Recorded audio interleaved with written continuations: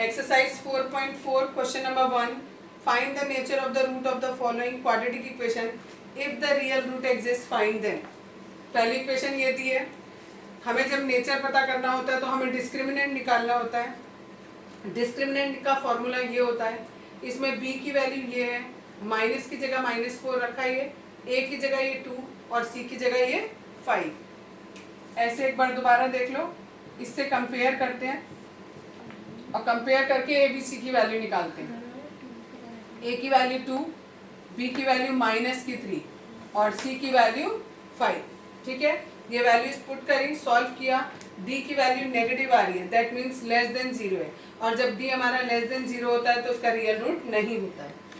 Next part copy किया, इसमें भी हमने ए बी सी निकाला, वैल्यूज पुट करी सबकी, इसको सॉल्व किया। बच्चों को इसमें सॉल्व करने में दिक्कत होती है, -4√3 है, इसको दोबारा -4√3 से करना है। -4 और -4 को करेंगे तो प्लस का 16, √3 को √3 से करेंगे तो 3, मल्टीप्लाई किया तो आ गया 48। इसको सॉल्व किया तो d की वैल्यू 0 आ गई। जब d 0 आता है तो हमारे इक्वल रूट होते हैं और दोनों रियल रूट होते हैं, और रूट की वैल्यू -b/2a के बराबर होती है, यानी x = -b/2a।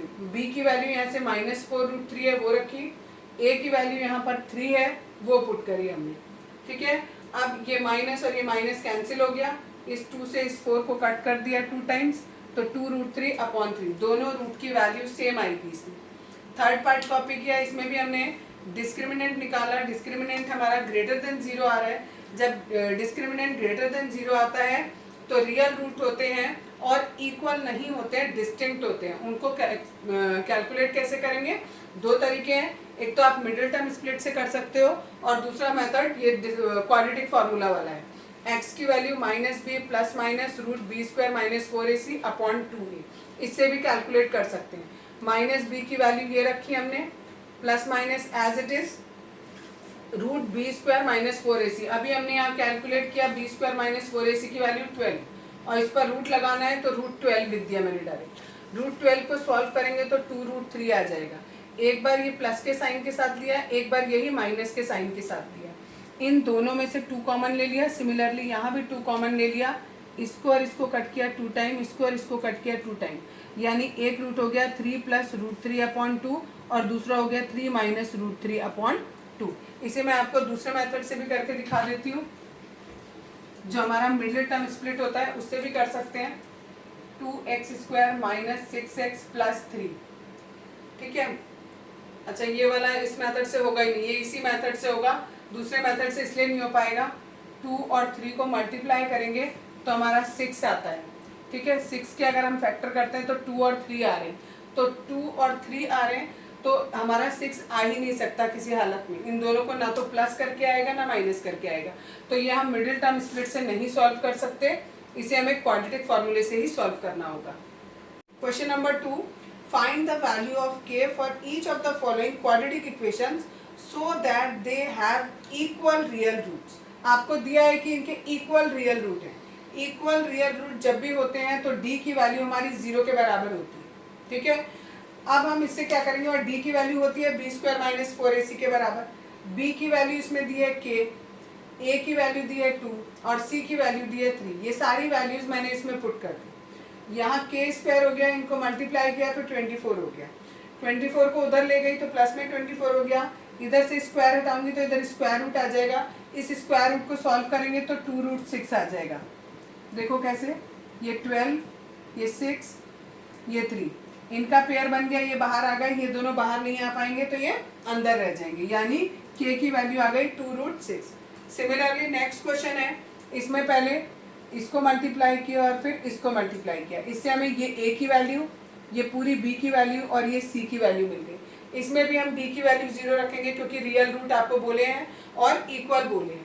अब सबकी वैल्यू पुट करेंगे, b की जगह ये वाली वैल्यू पुट करी, a की जगह ये और c की जगह ये। इसको सॉल्व किया, इसको भी सॉल्व किया, इन दोनों में से हमें 4k कॉमन दिख रहा है, हमने कॉमन ले लिया, यहाँ से खाली k बचा और यहाँ से खाली 6 बचा। अब आपको दिया है इन दो नंबर्स का मल्टीप्लिकेशन 0 के बराबर है, दो नंबर का मल्टीप्लिकेशन 0 के बराबर कब हो सकता है, या तो ये वाला 0 हो या ये वाला 0 या दोनों 0। तो हमने जब इसको 0 रखा तो k की वैल्यू 0 आई और इसको रखा तो k की वैल्यू 6 आई, तो यानी दोनों k की वैल्यूज पॉसिबल है। Question number 3, is it possible to design a rectangular mango grove whose length is twice of breadth. तो हमने माना ब्रेथ x है तो लेंथ हमारी 2x हो जाएगी। एंड आगे दिया and the area is 800 meter square, area दिया है 800 मीटर स्क्वायर का। तो हमें पूछ रहे हैं कि क्या ऐसा पॉसिबल है कि ऐसा मैंगो का ग्रुप आप बना सको। तो हमने L इंटू बी, एरिया बराबर होता है L इंटू बी, वो रखा, यहाँ 800 रखा, L की जगह 2x रखा और B की जगह x रखा।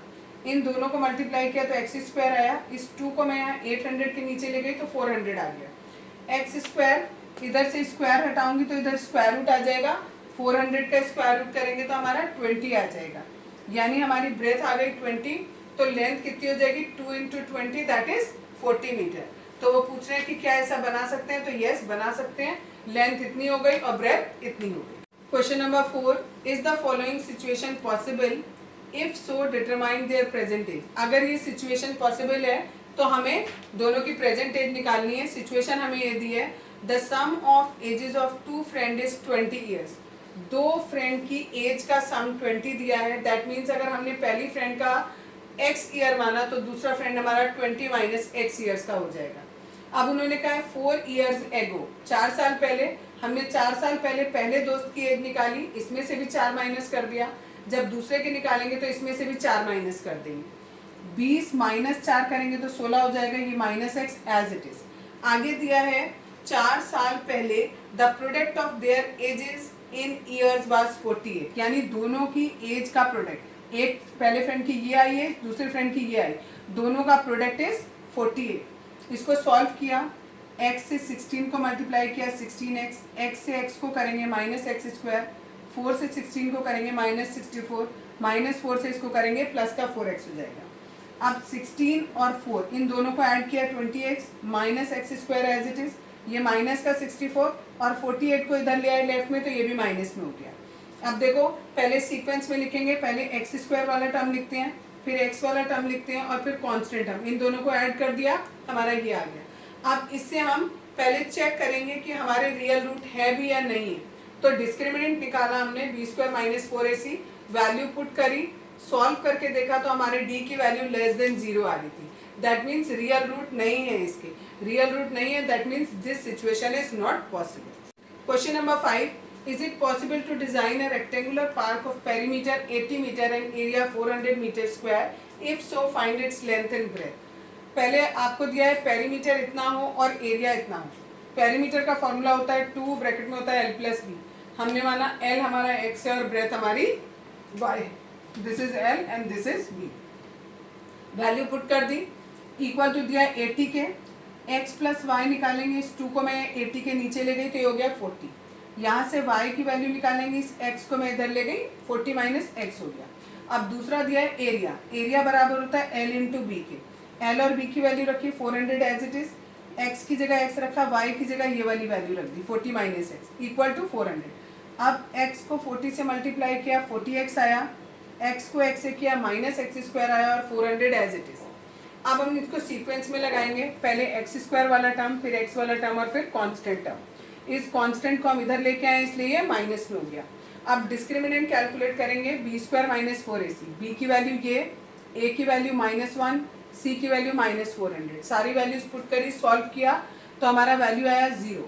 ठीक है, डिस्क्रिमिनेंट 0 जब आता है तो इसका मतलब हमारे इक्वल रियल रूट होते हैं। इक्वल का मतलब है दोनों रूट बराबर हैं, दोनों रूट बराबर होने का मतलब है यानी x और y दोनों की वैल्यू कैसी है, सेम है। अगर x और y दोनों की वैल्यू सेम हो गई तो क्या होगा, हमारा ये क्या बन जाएगा, हमारा ये स्क्वायर बन जाएगा। ठीक है, और स्क्वायर नहीं, हमें कैसा बनाना था, रेक्टेंगल बनाना था। तो लिख देंगे no it is not possible to design a rectangular park of perimeter 80 meter and area 400 meter square।